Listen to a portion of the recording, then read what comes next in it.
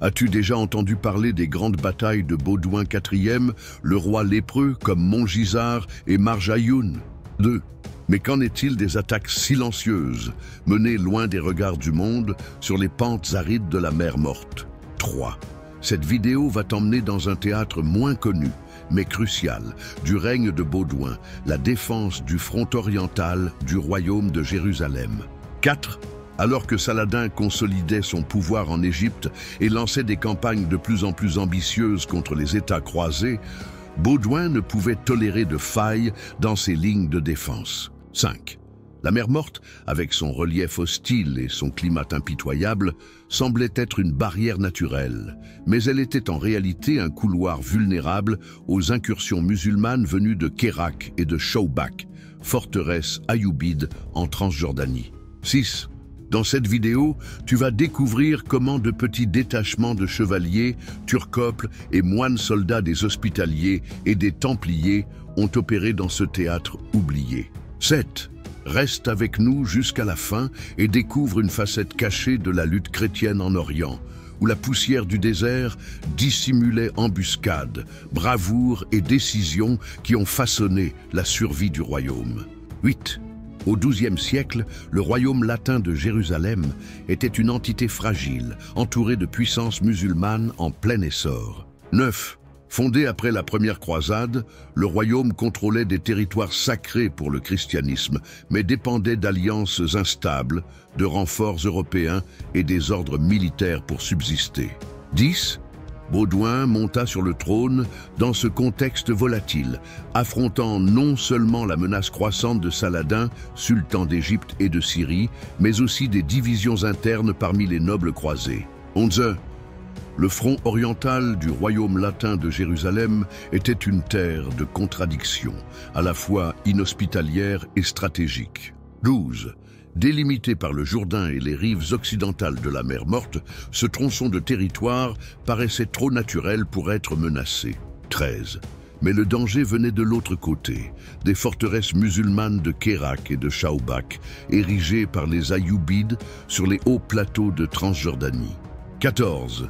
De là, de petites forces musulmanes lançaient des incursions éclairs contre des avant-postes et des pèlerins dans une guerre d'usure rarement consignée par les chroniqueurs, mais qui minait constamment la stabilité du royaume. 15.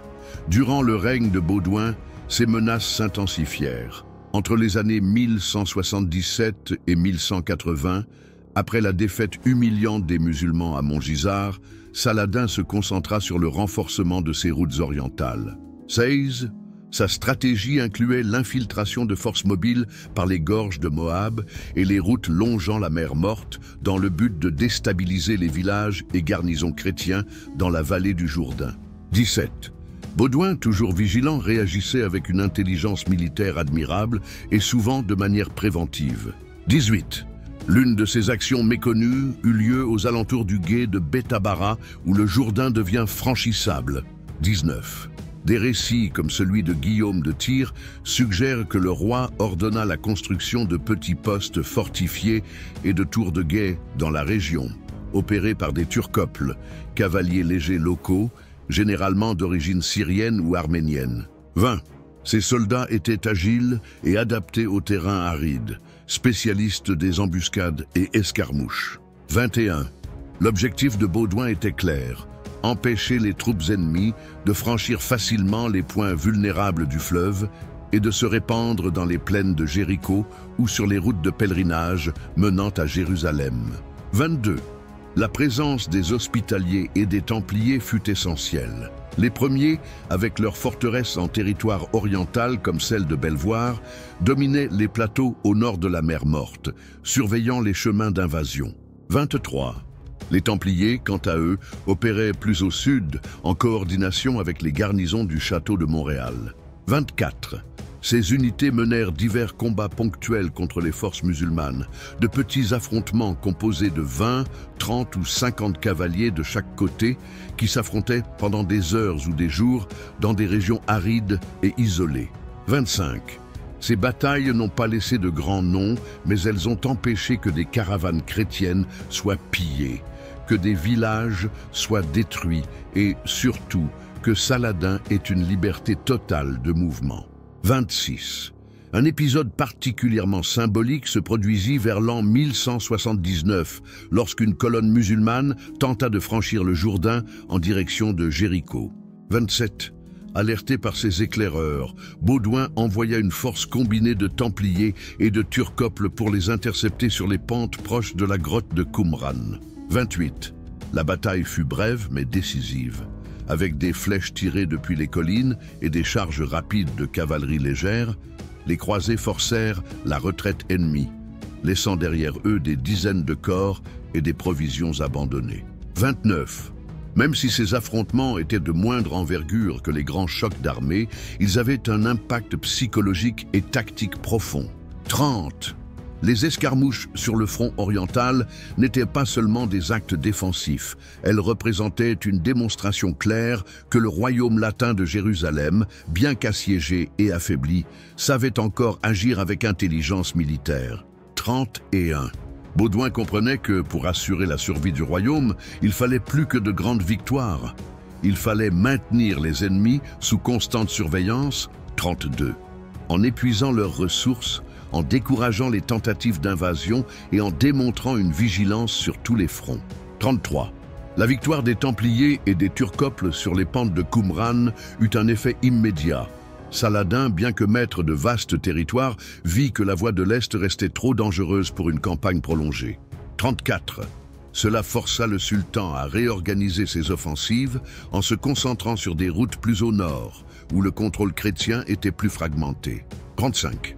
Ainsi, une série de petites victoires dans la région de la mer Morte retarda de quelques années l'inévitable confrontation totale entre les Ayyoubides et Jérusalem. 36. Politiquement, Baudouin utilisa ses succès pour renforcer sa position auprès des nobles du royaume. 37. Dans une cour divisée entre factions, montrer que la frontière était sécurisée donnait de la légitimité à son règne, d'autant plus remarquable compte tenu de ses limitations physiques. 38. La lèpre progressait, mais son sens stratégique restait intact. Selon Guillaume de Tyr, il décrivait le roi comme étant plus vigilant que bien des hommes en bonne santé, une allusion claire à sa capacité de commandement, même malade. 39. En interne, les succès sur le front renforçaient également la relation entre la couronne et les ordres militaires. 40. Les Templiers, dont le siège se trouvait dans le temple de Salomon, voyaient en Baudouin un allié digne de confiance. 41. Quant aux Hospitaliers, qui contrôlaient de vastes étendues de terre et agissaient comme une force quasi parallèle à l'armée royale, ils bénéficiaient de la coopération continue avec le roi. 42. Cet équilibre entre autorité royale et pouvoir militaire décentralisé était délicat, et chaque escarmouche réussie contribuait à maintenir cette fragile harmonie. 43. D'un point de vue spirituel, les défenses sur le front oriental revêtaient également une importance symbolique. 44. Les territoires entre le Jourdain et la mer Morte n'étaient pas seulement d'importance militaire, c'étaient des terres sacrées, liées au baptême du Christ et à des épisodes bibliques centraux. Défendre cette région était donc plus qu'un acte stratégique, c'était une mission religieuse. 45. Les chevaliers croisés qui y combattaient avaient le sentiment de protéger littéralement la Terre Sainte. 46. Baudouin, toujours conscient de la dimension religieuse de son règne, exploitait ce sentiment dans ses communications officielles et lors des cérémonies publiques à Jérusalem. 47. Malgré les efforts constants, il était clair que la pression musulmane ne cessait de croître. Avec le renforcement de Saladin et le déclin de la santé de Baudouin, maintenir le rythme défensif devenait de plus en plus difficile. 48. Pourtant, l'héritage de ces escarmouches perdura. Elles créèrent un modèle de résistance décentralisé, fondé sur des garnisons mobiles, du renseignement de terrain et la loyauté envers un roi qui, même lépreux, continuait de se battre. 49. Des années plus tard, lorsque Baudouin était déjà mort et que Saladin marchait sur Jérusalem, certains des derniers défenseurs de la ville étaient justement des vétérans de ces campagnes oubliées de l'Est. 50. Des hommes qui avaient appris, dans les déserts proches de la mer Morte, à résister même quand tout semblait perdu. 51. Ainsi, les combats menés entre les pierres sèches et les vents salins de la frontière orientale ne furent pas vains. 52. Ils ralentirent l'avancée de l'ennemi, renforcèrent les alliances internes et donnèrent au royaume le temps de respirer, comme le dirait un chroniqueur, le temps que la Providence voulut accorder à la ville sainte avant sa chute temporaire. 53. Les grandes batailles font l'histoire, mais ce sont les escarmouches silencieuses, les actes quotidiens de résistance, qui assurent la survie d'un royaume. 54. Les actions de défense le long de la mer Morte, durant le règne de Baudouin, montrent une facette moins glorieuse mais profondément héroïque de la lutte chrétienne en Terre Sainte. 55. Là, loin des salles de Jérusalem et des champs de bataille célèbres, le roi lépreux érigea un rempart invisible, fait de stratégie, de foi et de courage. 56. Même malade, Baudouin fut un maître de la retenue.